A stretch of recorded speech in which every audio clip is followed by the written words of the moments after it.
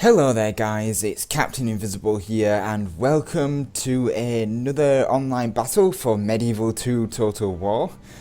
This is a 1 versus 1 between myself playing as England and my ever-present enemy, Criminal Copperkill. Me and Criminal Copperkill do play a lot of battles together, even unintentionally, how we just get invited to the same games.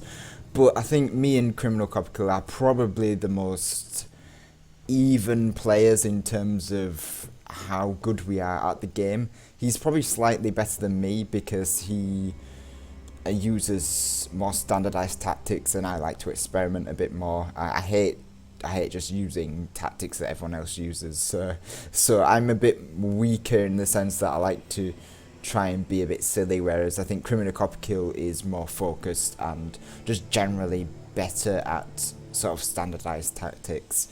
But this was an interesting one. As I say, Egypt versus England. It's a combination that I actually play a lot of.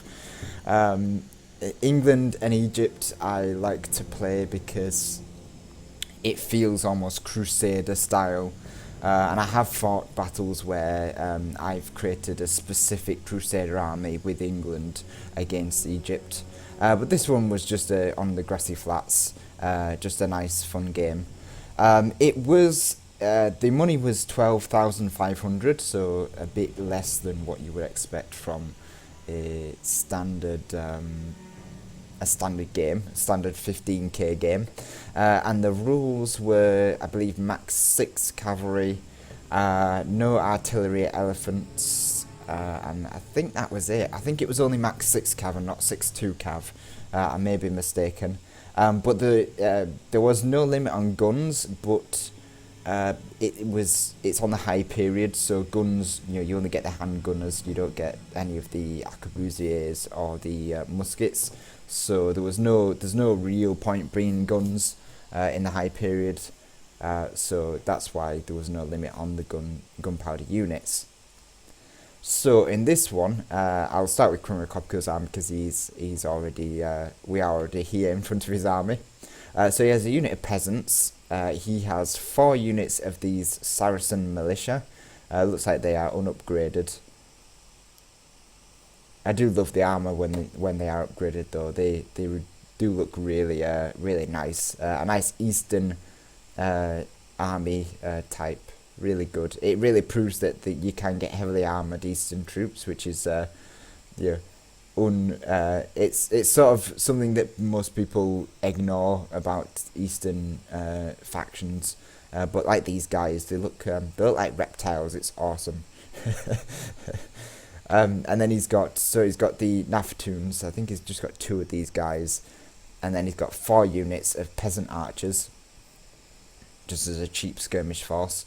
His general's bodyguard. I think it's an early period general's bodyguard because we are in the high period, so I don't think you get the late period general's bodyguard in the high period. And then he got 3 units of these Royal Mamluks, supported by 3 units of Tabardariya here. And then on the other side, he's got just 2 units of Mamluks, just the standard Mamluks. Again, pretty nice units. And because it's a low money, you can't really afford to bring too much of the elite troops, hence why he's got some cheaper troops in his formation. Going over to my army, I have set up in sort of a more defensive formation with stakes.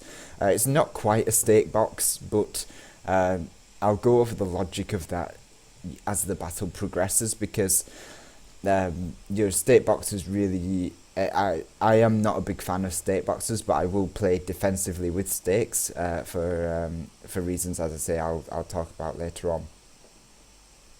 So, for my army, I brought, I think, about 5 units. 1, 2, 3, 4... Yeah, 5 units of just standard longbowmen. They are slightly cheaper than the other longbowmen, so I just brought some of the standard ones for this battle. I have, up front, I've got, I believe, sort of 2 units of... I think it was just 2 units of the dismounted English knights. and it looks like 3 units of standard billmen. They are really cheap, so in these low money games, standard billmen are quite a nice one to bring. And then I have a unit of peasants, and I've got, it looks like 5 units of armoured swordsmen, fully upgraded, because these guys are going to be my main infantry force for dealing with the Egyptians, even though their infantry is not great. And then I've only brought 4 units of cavalry, my general included in that, and then just 3 units of these English knights. I did give them upgrades, but I've only brought sort of 3 units of them, which will it'll become a bit more apparent a bit later on in the battle, but usually you want to bring the maximum number of cavalry you can, which would be 6, but since I was bringing stakes, I didn't want to impale half of them on these stakes, so the less cavalry I can bring, the easier it'll be to navigate them. So we'll just speed it up to half speed whilst I discuss the reason for these formations. So I played 3 battles with Criminal Copperkill with in sort of whilst we were playing online. This is the first battle of the 3. This is the only battle I saved the replay on because the other 2 he just absolutely destroyed me with the same formation. He used exactly the same formation and I still got destroyed. So go figure. But with regards to his formation, it's quite an interesting one. It relies on the centre being very light on troops, very mobile. You know, he's got his archers in here, he's got unit peasants, he's got some cheap spearmen, and then it relies on his wings being the heavy hitters. You know, these heavy Royal Mamluks and the Tabardariya. So it's here almost like a bit of the Battle of Cannae, where he has a light centre to draw me into, and then he has the wings to be able to swing in and attack the flanks and rear. So it's quite an interesting formation, and if you try and ignore the centre, it's still got a lot of potent troops to be able to pepper you down with. So it really puts you in a bit of a difficult situation. And as I say, in the previous battles, I ignored the centre completely, and I ended up getting destroyed because my forces were too spread out all over the place. It was a bit of a mess. So what I did for the first battle is I've played this sort of defensive formation with these stakes and my longbowmen behind the stakes, with a heavy centre of infantry and limited cavalry units. So the goal of this is to sort of hold the centre and just blockade the flanks. Stakes, you should never use stakes as a fort. You're trying to create a fort out of stakes or a defensive circle.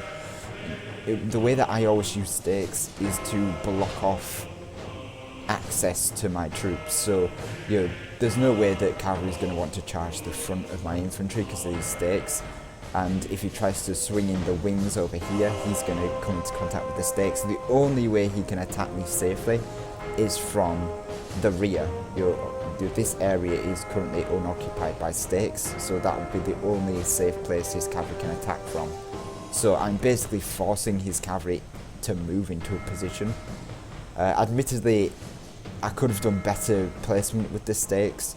If I would have spreaded them out here, then that would have blocked off this entire flank, and then I could have had either billmen or some cavalry sort of in this area to stop his cavalry from just charging over here.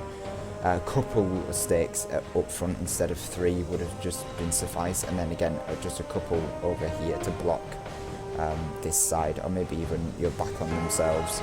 Again, it's all a bit of with stake placement, it's all a bit of a double-edged sword, because you don't want to impale your own cavalry on your own stakes, so you don't want to put them into a position where you retreating your cavalry is going to get them killed. but at the same time you want to protect as much frontage of your army as possible. I've played battles where I've literally just placed my stakes down and then moved away from them, and the stakes just blockade that entire section of that entire flank of my army. So if I would have set my archers over here, I could have blocked that entire flank off from cavalry, and then just have my infantry over here. But that would have meant that he could have just sent his cavalry to the other flank. So again, it's all a double-edged sword with stakes.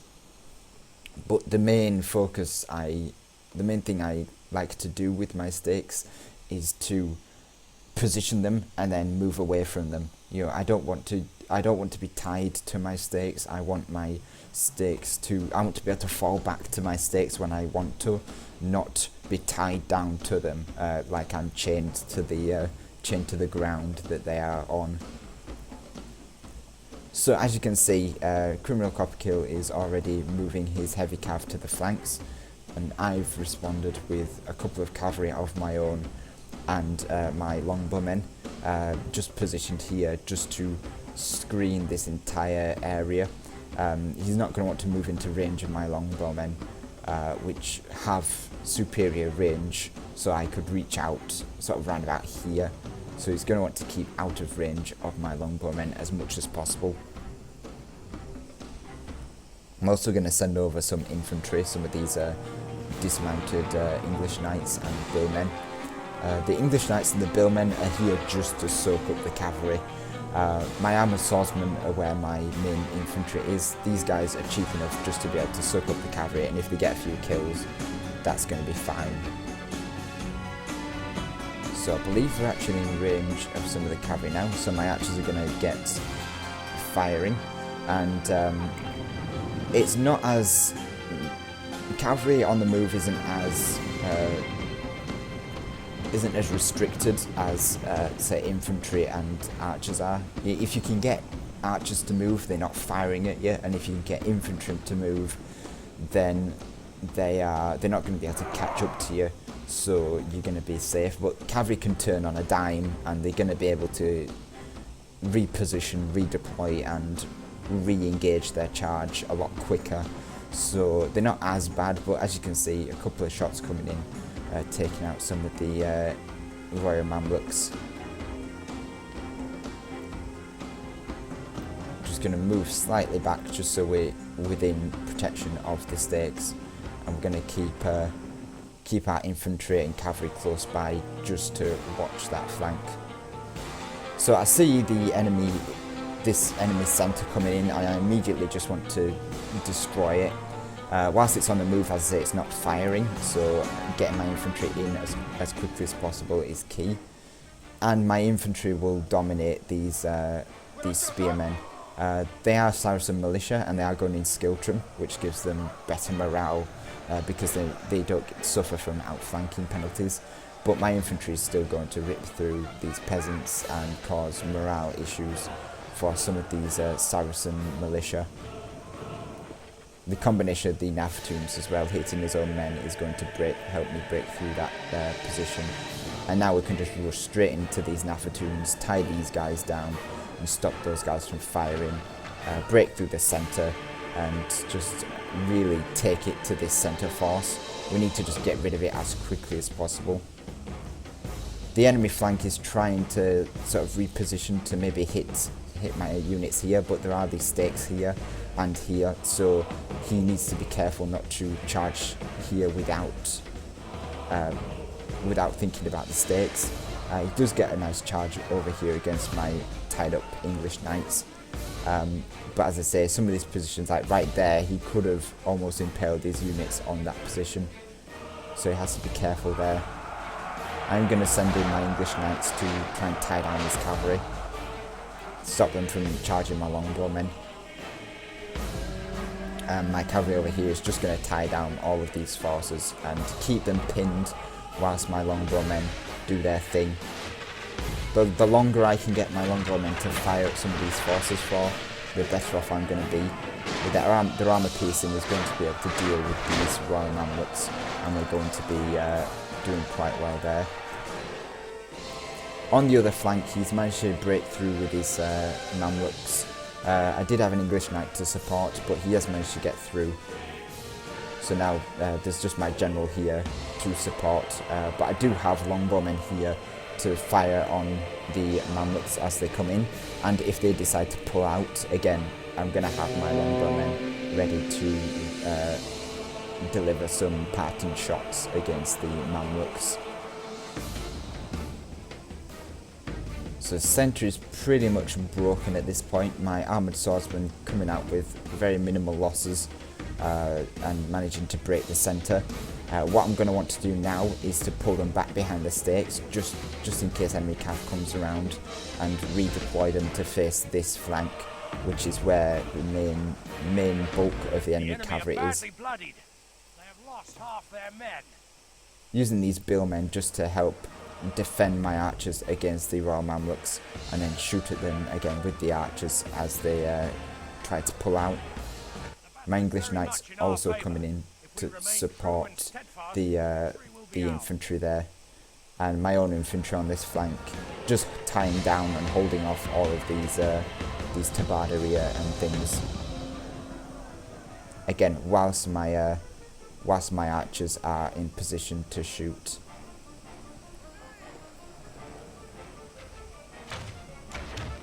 Again, so as the enemy flees, we're going to be able to shoot at them. And get some kills as they are pulling out and being chased off by some of the units.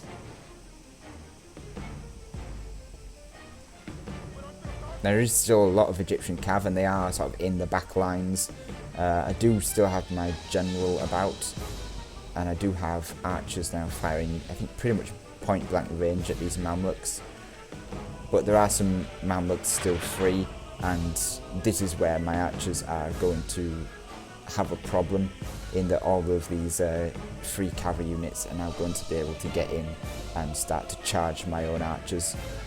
There's already some Mamluks here in my longbowmen, but they are going to be quickly supported by my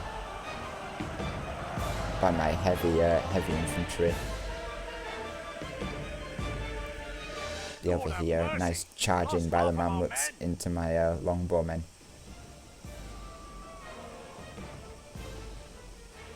But as you can see, there are a lot of dead cavalry over here, because as they're pulling out, my longbowmen are going to get free shots, and as they are coming in, my longbowmen are getting shots. And I'm able to sort of use my infantry to force these cavalry units to pull back. So even though the cavalry are getting the initial charges off, I'm using my infantry to force the cavalry back, and then my archers are getting the parting shots against the cavalry.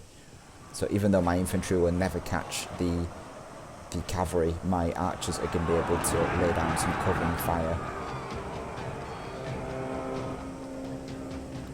And then my own infantry is going to be able to face off and cut down these tabarderia.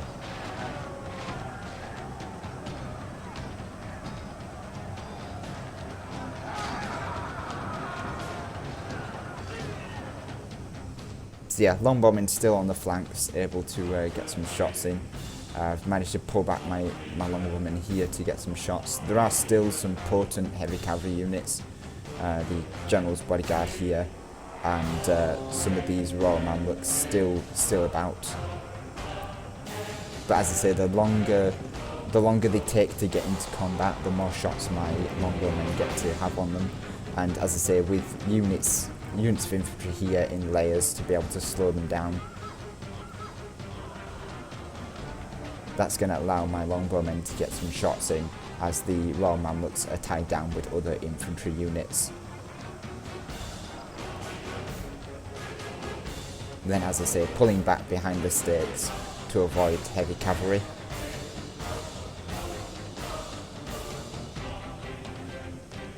And then if you miss micro your heavy cavalry, that's where the stakes will end up getting you. So it's a bit chaotic at the moment, and it is all focused on the back lines. As I say, losing micro and cavalry with stakes about is where you're going to end up losing a lot of your knights. But yeah, now we've got the infantry tied down, we can start flanking and things, and the enemy cavalry is being whittled down by the longbowmen. So the prolonged fight is starting to turn into my favour, with my infantry being superior and my archers getting the shots that they need against the cavalry, slowly whittling it down to the point where the cavalry charges are not going to be as effective.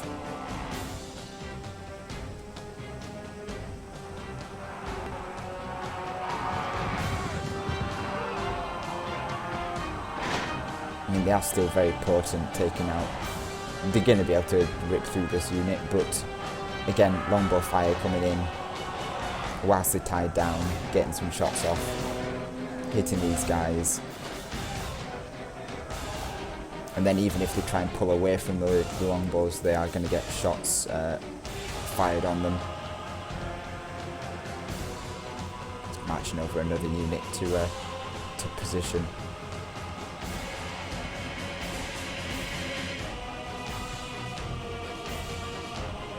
So what we were able to do in this battle was to screen out the enemy cav, to keep them occupied, to keep them tied down by infantry, and to keep them at a distance, and then it allowed our archers to get the maximum number of shots off against them with their armor-piercing longbows.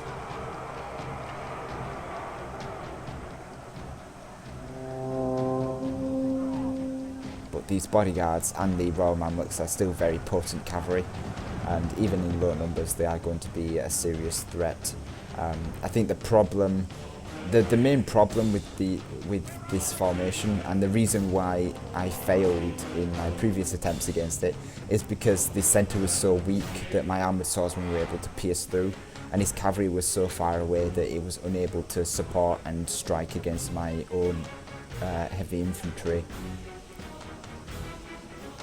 But as I say, I failed to recognise how weak the centre was in the other battles that I played, and it cost me a lot of troops. So it's the weak centre that's the obvious weakness of the army, but it's a weakness that you kind of feel like you need to ignore, and by ignoring it, it just costs you even more troops. But as I say, the bodyguard's really ripping through these infantry, but the longer it takes him to get to my longbows, the more shots I get to have against his cavalry. And even the ones that are in my longbows at this point are too weak, and will end up getting either battered down by the longbowmen themselves, or will get infantry support coming in to take them out.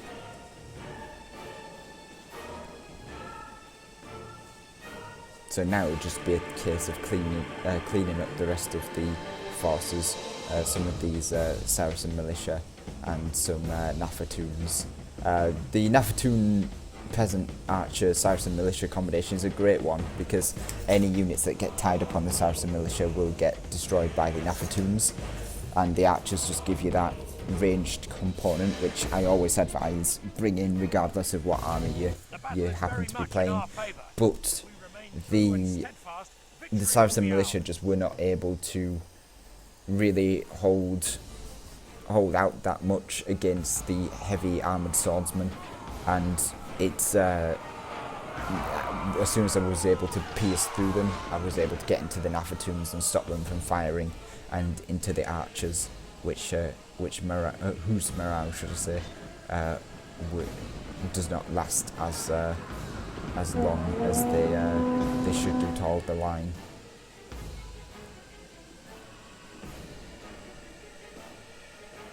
So as you can see, a lot of dead troops on the front lines here, and then the rest is kind of on this flank where I managed to circumvent my stakes. Unfortunately, a few cavalry getting pierced on the stakes from both sides actually. I think mine were retreating through the stakes, which again kills them outright. And then some heavy cavalry on this flank being tied down by my own heavy cavalry and some heavy infantry. And that allowed my archers who were positioned sort of over here, to fire in and get some shots. There are some dead longbowmen over here who were obviously charged by cavalry and things, and the infantry. It looks like some tabaderia got into my archers as well, and then some dead archers and cavalry on this flank. Quite a few dead cavalry actually. Must have got some infantry in there to see them off. But again, the rest of the dead cav is over here in these in the field where my archers were able to get the shots off. And in these pockets where they charged into my infantry and did obliterate my infantry, but took some losses whilst they were tied into my infantry, which is what my infantry was there for, to tie down the enemy cavalry whilst my longbowmen took the shots. Victorious. Our soldiers have fought and died well today.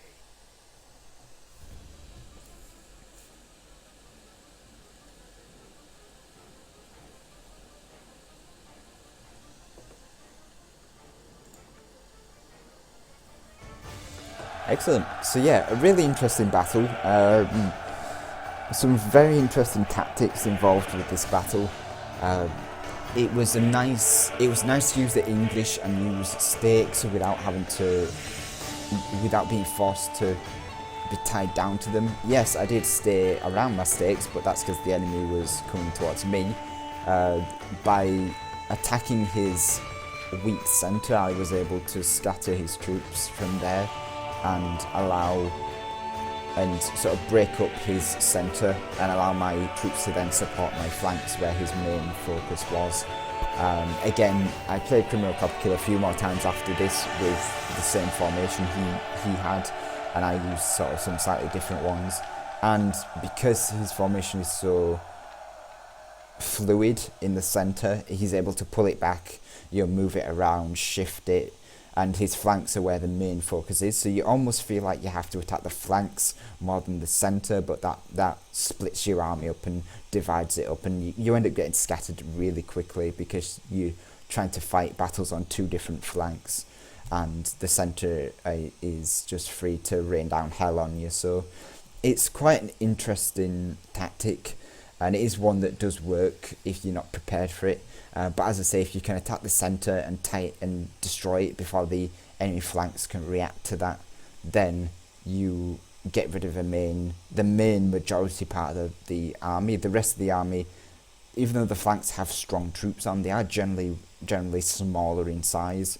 So if you can destroy the centre and then pull back to support your own flanks, then you should be able to defeat an army like that.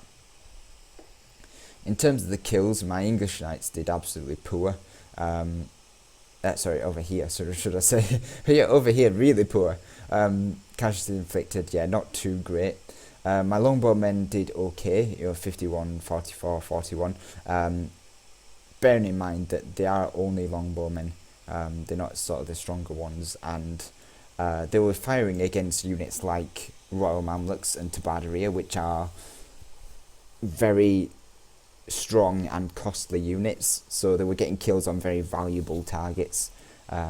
So each one of these kills is one on a high value target there.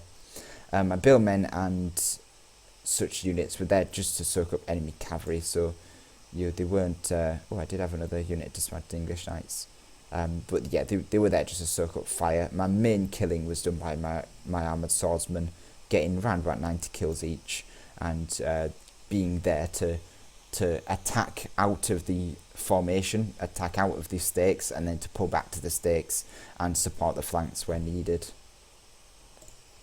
So yeah, really interesting battle. As I say, stake boxes are very misunderstood for being very defensive, but if you can get past that and use them as a fallback position and then use your army aggressively when needed, then you avoid being just a sitting duck to other missile units, and force your enemy to move around the stakes as opposed to just assuming the enemy is going to charge into your stakes and get killed that way. So yeah, really interesting battle. 12,500 florins on high period. Really interesting battle with the money and the rules and things. I'm more interested in 10k because that really does reduce the amount of units that you can bring. But again, in any low money battles are pretty awesome as well. So that's it for this battle, guys. Thank you very much for watching, and I shall see you all in the next video.